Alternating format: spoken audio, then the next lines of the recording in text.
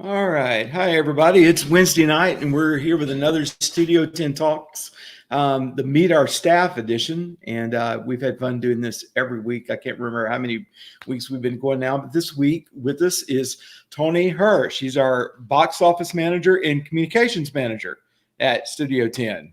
I've got those two titles correct?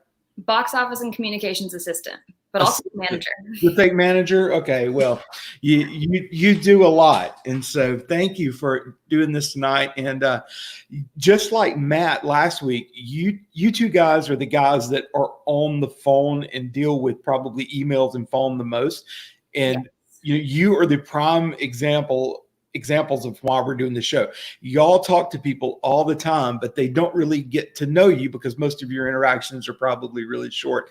So just taking a little bit to let people know your story and know who you are, and it helps us kind of build relationships in a time when we're separated more than what we would probably like to be. So thank you for doing this. And so just before we get started with that, just reminders that this coming Sunday night, we do have Studio 10 Talks, conversations with Patrick Cassidy. This coming Sunday night is Emily Skinner. All of those conversations so far have just been super. You can find those conversations. They're still up on our Facebook page if you want to go back and look at talks that he did with Rex Smith, with Susan Egan, with Adam Pascal last week. Those are on our website as well, correct? Yep. Yeah. And then also, like I say, this week we've got Emily Skinner who's going to be on, which would be great. And we've got some more great folks coming up down the road. It's just been fun to watch all the people that have kind of lined up to do this show. And it's been fun getting to watch Patrick with all these people that he's friends with and getting to listen to him tell stories and, and just seeing their relationship. It's just so interesting how much these people genuinely seem to care about each other. I really have just it's been so great to see how just fond they all are of each other and how highly they speak to each other and the respect that they have for each other. So those conversations have been great. I will say again, one of the things that we are starting to get pinged about here and there with some emails. I haven't gotten any phone calls yet. Toni may have gotten some, but questions about our upcoming season. We are working on that. We were in a meeting as late as today, trying to line out exactly, when we can roll out some dates and things that we are planning to do, and how we're going to do that in a way that everyone can be safe and it works for our patrons, it works for our actors and our performers, and it is just a great environment for all of us. So we promise you that just as soon as we can get that out, we will get that out. And trust me, as bad as many of you want to know when shows are planned for and what they're going to be and how that's going to happen and when auditions are, we want to tell you equally as bad. So we just want to have that all worked out well and have a great plan together before we do that. And we've got a great group of people. We've got some board members involved that are working on it with us, that are just people with amazing expertise, and it's coming soon. So Toni, we get to talk about you tonight and just getting to know you a little bit better. So I'm going to throw you a curveball right off the bat. Okay. And so something that so every week I've gone into these things thinking I want to do a little game or a fun thing of some sort. And I've thought I've saved it to the end, and we've run so long, I've not gotten to do it at all. Okay. For me. So we're going to do it at the beginning tonight. Absolutely at the beginning. So have you ever done that thing to where you just like grab the book that's closest to you and you find a line in the book? Yeah. Okay. So let's both grab the book that's closest. Go grab a book. Yeah. The book that's closest to you. Okay. And I'm going to do the same. Okay. All right. Okay, go.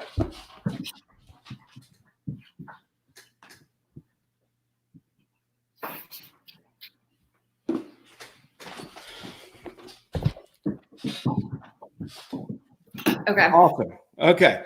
So let's both go to, what's the page number?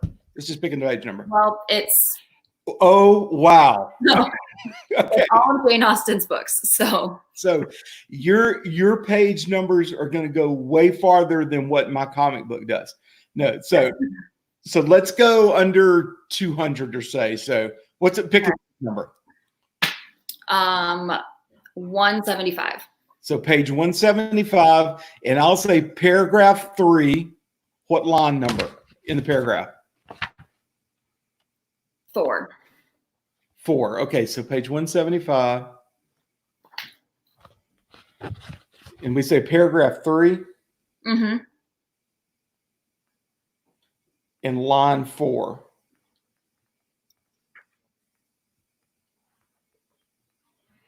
Okay, so what was your book again first? It's Sense and Sensibility. Sense and Sensibility. Okay, and so mine is Thank You for Arguing. This is the first book that was close to me. So what's your line? Let's see how crazy these could be. Okay, I'm gonna back up. Actually, I shouldn't do that. The whole paragraph is one sentence.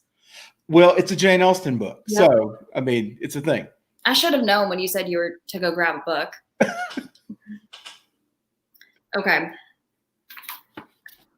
Colonel Brandon's character, said Eleanor, as an excellent man, is well established. Okay. So what do we do? Is there any deep thought or great find? What do we do with that this evening? Anything? He was well established. He's well established. He's an excellent man. And that's good. Good for him. I'm excited about that for him. And so mine is, let's see. Dorothy was so pleased she had won that following Christmas Eve, she served peach pie. And there you have it. There you have it. That was the most completely random thing that I think that you'll probably do today. And I have no idea. I just wanted to do that. And so I have now played my game and I'm happy. I think it was good to start with. I wonder how Matt would have responded to that. That would have actually been probably pretty funny. I think you'll have to do another one of these with him. I do that with him. And so he probably has a book. I'm sure he's probably got books. Oh, I'm sure. What kind of books do you think Matt reads? What's Matt read? Murder mysteries? No. Nah. Car mechanic? I don't know. I don't know. I don't either. It's kind of I don't think I've thought about that. So, okay. So, all right. So here's what I know about you. So I know a lot, but I'm going to give us a starting point. So you're from Colorado. Yes, I'm from Denver. And that's where you grew up? Yep. I was born and raised in Denver, Denver proper. Okay.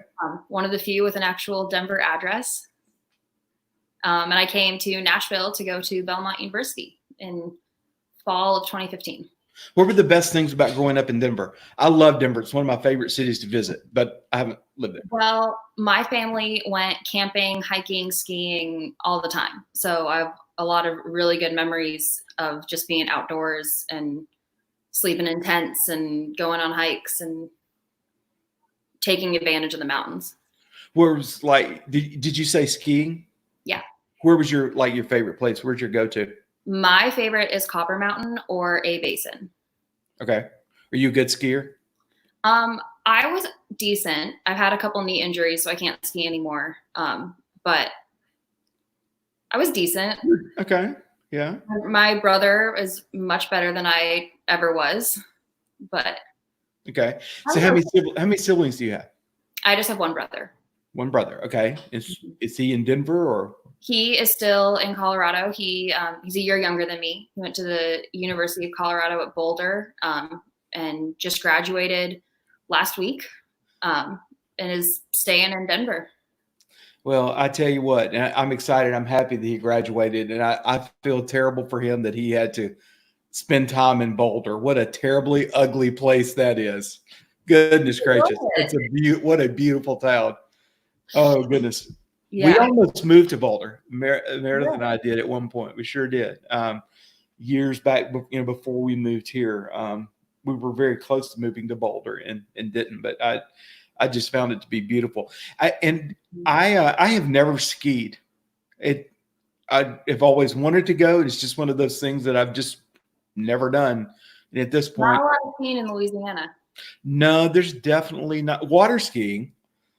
Very different. Yeah, but it's just not been a thing. I did the same thing. In high school, I hurt a knee playing football, and so I didn't ski just a whole lot, water ski a whole lot, but just never got the chance to go snow skiing. So did you pick up, like, living in Denver, like any, like, are you a Rockies fan, a Broncos fan, any of those things? Well, so in my house growing up, the big sport was Duke basketball. So my mom went. Really? So I am a diehard Duke fan. But being in Colorado, of course, Rockies, Broncos, Nuggets.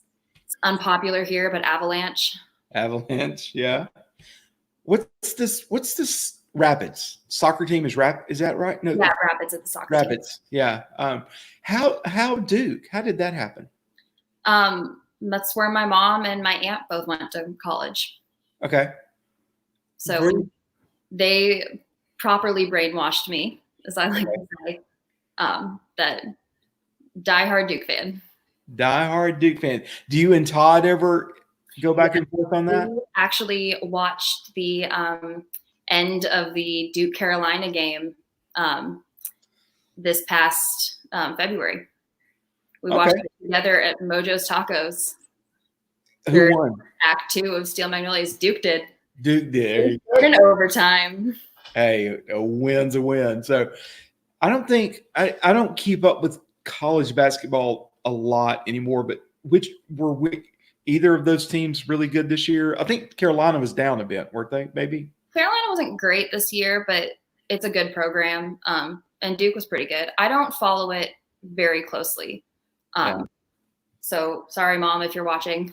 But well, we tried to get close to Duke blue on the little name thing. Yeah, is that blue or is that purple? I can't tell. I'm getting on. It's not Carolina blue, so we're good. It's not Carolina blue because Toni, you didn't make fun of me. You kind of got on me for a while about my glasses about changing glasses because I have regular glasses. And I've not stopped to go to the eye doctor. I had not stopped to go to the eye doctor, and the bottom half was just not strong enough anymore. So I would take glasses off and put readers. But I don't know if you've noticed, but these are just readers, and normally you would kind of do the look over thing, mm-hmm. But all I do is stare at screens these days. So I just keep them up because all I ever do is look at a darn screen. Now that you say it, yeah. It used to be just the back and forth. The back and forth, yeah. And so, but I did go to the eye doctor, though. Good. And I have new glasses. Good. I'm not exactly sure where they are, which is why I have these on, but they're here somewhere. So why about Belmont? How'd you get to Belmont? So my dad's a musician, so I grew up surrounded by music and initially came to Belmont for its music business program. Okay. And when I came to tour the campus, I fell in love. It's absolutely gorgeous. And after a semester in the music business program, I decided that while I loved music, that business wasn't for me, but I wanted something in the entertainment industry. So I switched to entertainment industry studies and added a public relations minor and started focusing on film and theater. Awesome. So, like, what you say, your dad's a musician. What's he play? What's he? Oh goodness. Primarily piano, but he's taught himself to play so many instruments. There's always music in our house back home, and plays the accordion. He learned how to play the hammered dulcimer when I was younger. The organ, mostly keyed instruments, but he's played the drums before and they sounded good. So I don't know that there's an instrument he couldn't play. That's awesome. That's people like that. It's just amazing. They can just kind of pick up anything and play it and do it. And mm-hmm. It's, I'm jealous and amazed all at the same time. So I had one more Denver thing I was going to ask you and I actually forgot about because Todd and I had a conversation about this the other day and he did not know about this, about like all the conspiracy theories about the Denver airport. Mm-hmm. And so like, what's your take on that? What's happening? Is it nothing? I don't know. There's a lot. I think there's definitely something weird, but yeah. I don't know. It's fun. They really embraced it. They've been doing a lot of construction to make the airport safer. But on all the construction screens, rather than them just being blank, they have pictures of aliens and UFOs and it says conspiracy or construction on it. And they've kind of embraced it. That's kind of great. So yeah, we were talking about something, probably talking about coronavirus conspiracy theories, and somehow or another we got to conspiracy theories, and somehow we got to the Denver airport somehow, but he had never heard about it. I was like, dude, just go Google it. It'll keep you up for, yeah, there's all kinds of stuff. So did you freeze up on me there? I think I did. You did. Let's see. Can you hear me at least? I can hear you at least. And at least your picture with you frozen is not awkward. That's a good thing. And so that's good. Maybe it's going to try to bounce back here. There you are. You're back again. Yay. So, okay, enough on that. So you came to Belmont, music business, decided that business wasn't kind of the thing, and in PR. And so where did your kind of interest in theater begin? I grew up dancing. My mom put me in dance classes when I was really little, and I took a couple years off in middle school to play some other sports, but dance has always been my passion. And with my knee injuries, I can't do that anymore, but I knew I wanted to do something with live on the stage, whether it be ballet or theater, or opera or symphony, something along those lines. And then at Belmont, I happened to have friends that were all theater kids in high school and in the theater programs at Belmont. And it just kind of started coming naturally. Okay. Awesome. And so when did you start at Studio Tenn? I started January of 2019 as an intern, actually. Okay. At Belmont, with the degree I had, we needed to complete professional internships. And I was lucky enough to get an internship at Studio Tenn for spring of 2019 in the marketing and box office department. And then I started in my current position in July of 2019. Okay. Awesome. And so that's really cool. And you had Todd for a class. Yes, I did. You had Professor Todd. I had awesome. Professor Todd in fall of 2018.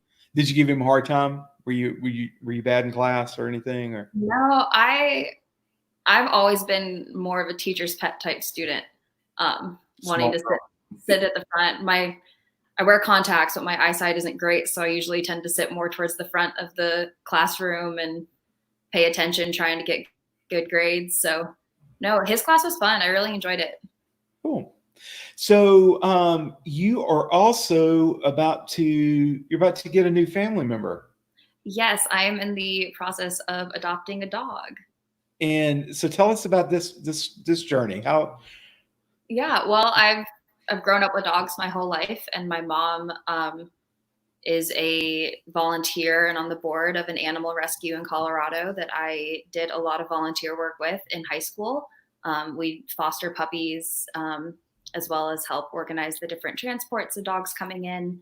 And so I knew that at some point in my adult life, I would be getting a dog. And now that we're home for quarantine, it felt like the right time. So I'm hopefully going to be picking up a sweet little puppy this weekend.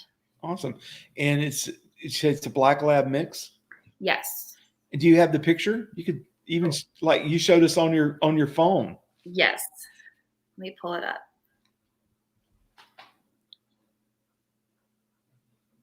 Yes, I'm still talking with, can you see that? Yeah. Awesome. Still talking with the rescue, and we'll be hearing back for confirmation in the next day or two, but if all goes as planned, I should be picking her up this weekend. And you said she's coming from Atlanta? Yeah, she was found as a stray in Atlanta and is being fostered there. Okay. So like, how does that, I found that when you said that earlier today, that's interesting. How did you get connected like with the dog in Atlanta? So the rescue that I'm applying to adopt through is based here in Nashville, and the person that runs the rescue had a friend in Atlanta that found this stray and said, I don't want to take it to the shelter because Atlanta has a high kill rate in their shelters. Okay. So they didn't want to take it to the shelter, and they reached out to their friend and said, can you take her into rescue? We'll foster her until someone is ready to adopt her. Awesome. And so heading your way, did you say, you may have just said this and I missed it, but do we have a name? So the name that the rescue gave her is Dakota. Okay. And I think I'm going to shorten it to Coda. Dakota. So how does that? I don't know that I've ever thought about this before. Like, can you change names with a dog? Like, if you just Yeah, it's a did lot about with strays and rescues. It's a little different because oftentimes they don't know the name that they've been given in the rescue. that Um, makes sense. and with puppies, they don't really know their names yet. And it's just about training. So whenever you say their name, say it in a happy, loving way and give them treats. Don't scold them with their new name. That way that they learn to associate their name with good, happy things and will come when called. Gotcha. And so, my dog there, she's laying right over here. And so she's 12, just about to be 13. And she's deaf at this point, which makes any trip outside incredibly interesting. Mm-hmm. And so, especially if by chance, if we just like walk her out like late at night or something right outside to use a bathroom and she's not on a leash or anything. And I feel sorry for her at times because you have to kind of like, walk up to her and kind of pat her and she kind of jumps. And I know it would scare me to death as well. But yeah, so all of that to say, she's sitting here, and the other night, I think it may have been actually last week with Matt, she laid down right here too, and she started snoring. And I wasn't sure if you could hear it over the mic or not. I was like, oh no, if it's this is about to get loud. But so box office and communications. Why don't you take a minute, and actually, it would take a lot of minutes. Tell everybody what you do at Studio Tenn. So the box office is kind of the easiest to explain. When you call Studio Tenn, it's typically me or Matt that will answer the phone and help you with your purchases, or if you need to exchange tickets to a different performance, or look anything up, answer questions, timing of the show, all that. That's me. When you email the just general info email, that comes to me. So I'm usually the one responding to those. And as well at the shows, I'm at the box office selling tickets and managing will call, and managing the ushers and kind of whatever else needs to be done on the day of the show. And then the communications assistant part kind of is whatever needs to be done. Is a bit of marketing, the Facebook page, website, building the programs for each of the shows, helping you with development, helping Todd with reporting, helping Matt with contracts and audits and kind of whatever just needs to be done. You got to be, yeah, wow. Yeah, and so pretty much, guys, anytime you see a Facebook post come out, that's Toni. When you get emails, that's Toni.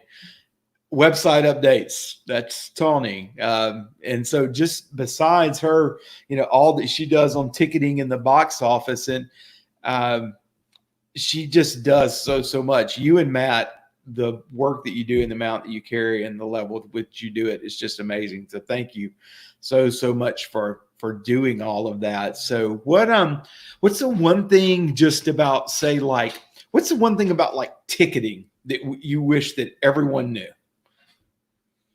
Oh goodness. Or you can do 2 or 3.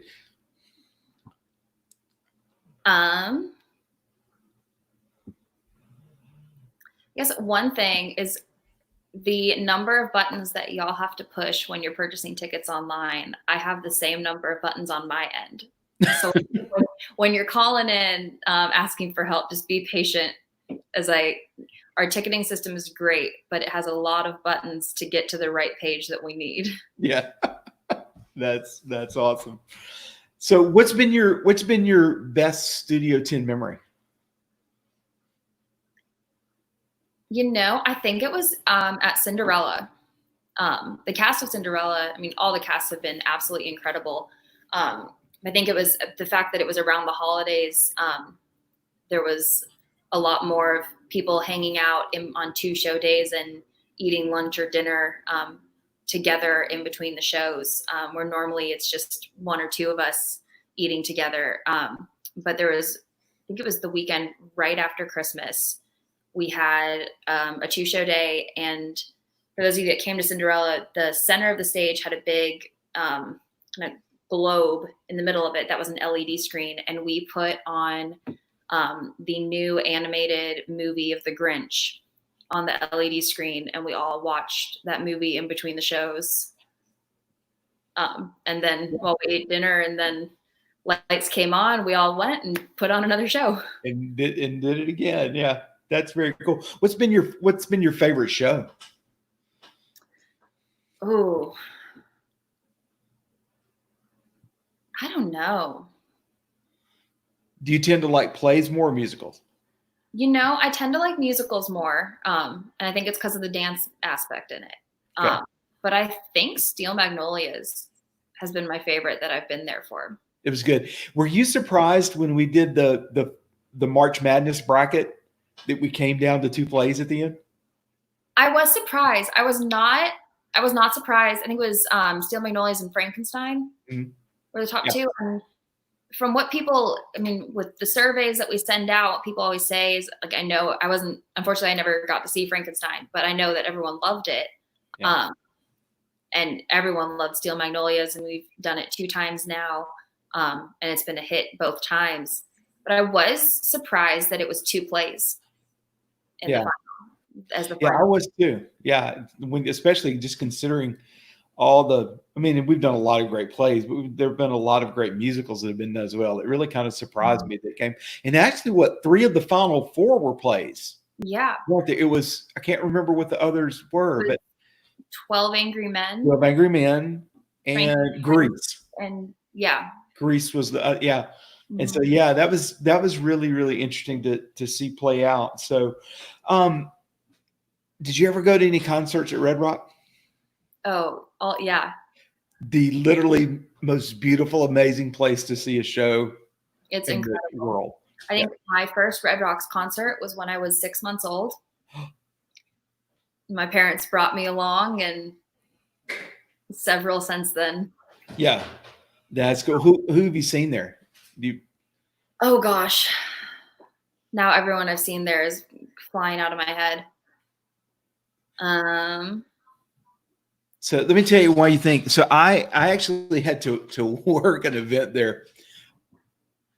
Gosh, 2-3 years ago or so now. I was out with an artist that was there, and when I was working for the museum, and you know how Red Rock is, and if you're not familiar with Red Rock Amphitheater, just Google it and look at the pictures, and then keep in mind that if you're at the stage level and have to go to the top where all the tables that you have set up are, besides the altitude that you're at is, I don't know how many thousand feet it is at that point. The first time I went up and down, I was okay. The second time I had to go up, about halfway or so, I was feeling it, and I stopped to take a convenient phone call. The third time I had to go up, it was a multi-stop journey. It was, oh my gosh, just between the elevation, and it's just a lot of steps up. There's a lot of steps. It's high altitude, so if you're not used to the altitude, it will knock you over. And there's no elevator up. You have to do steps. You do the steps, or you drive all the way around. Yeah, if you were to tell me right now that there was an elevator or an escalator that I didn't know about, I would cry, because I'm telling you, the elevator is, if you're already on that upper level, there's an elevator down to the museum and to the conference rooms. Yeah, that's it. What a beautiful, beautiful place. In middle school, I played volleyball, basketball, and we would go up to Red Rocks like once a season, and we would do conditioning days, and we would run the steps. Ooh, good gracious. Run the steps. You can do like jumping on there's no real seats. It's just a bunch of risers, and you have to jump up the risers. And yeah. So was there any transition?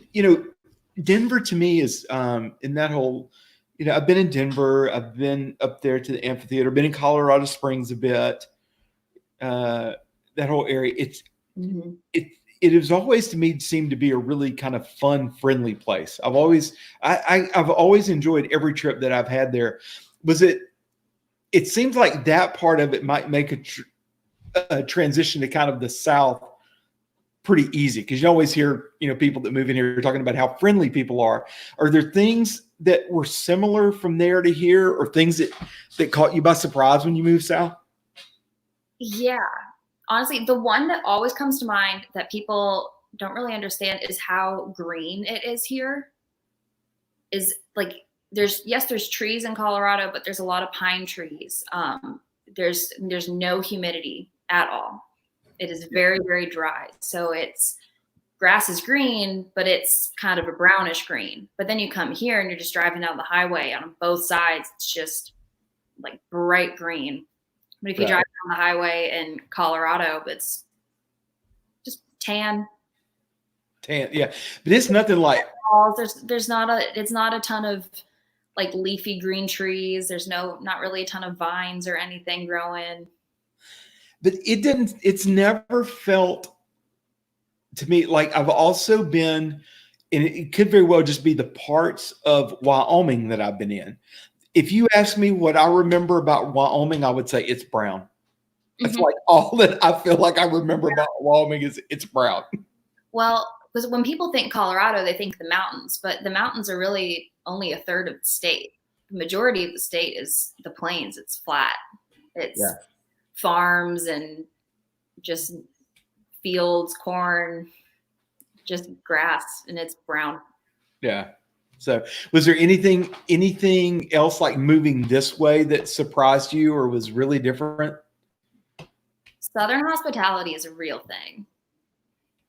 That was like, people in Denver are friendly and are nice, but it's here, like people will wait holding the door for me when I'm way far away. Right. Or Colorado, if they're not right behind you, you're not as likely to hold the door. Okay. Just as like off the top of my head of like the thing. Yeah. Yeah. So in your time at Belmont, PM or Chagos? Chagos is a thing. Everybody seems to just be on the Chagos train. For years when we would go up there with Arden, it's like, that's all she ever wore. Let's just go to Chagos. Yep. I was in a sorority at Belmont, and after our weekly chapter meetings, it would be, okay, across the street, we're going to Chagos. The Chagos. Do you have a favorite dish there? I would always get the vegetarian burrito. Okay. I get the one that the pollo gringo. It's just the rice and the cheese and the chicken mixed together. Yeah. So very, very cool. Well, thank you a lot for doing this. Yeah. So really, is it getting dark there? It is, and I forgot to turn a light on. You're totally fine. So I didn't mention it earlier, but Toni McAllister says hi. He's watching, and so yeah. But again, thank you for doing this, and just like I said to Matt, thank you for all that you do. It's greatly, greatly appreciated. I don't think there are hundreds upon hundreds of people that you touch base with in and around a show, or that walk by you or walk up to you or interact with you at shows, and they don't realize how much you do. And so I really, really appreciate it, and appreciate how great you are about it and how professional you are, and you're always willing to help. And so thank you for that. And do you get to, do you make it home much? Do you get to go home much? Not as much as I'd like.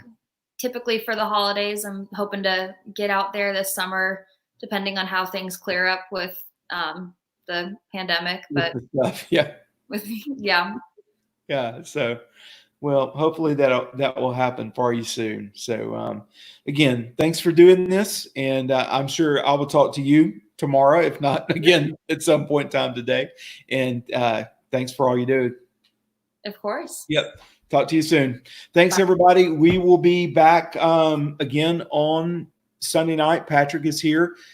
His conversation this Sunday night is with Emily Skinner, and that's just going to be a great, fun night again. So tune in for that. Sunday night, 7 o'clock, right here at the same spot at studio10talks.com.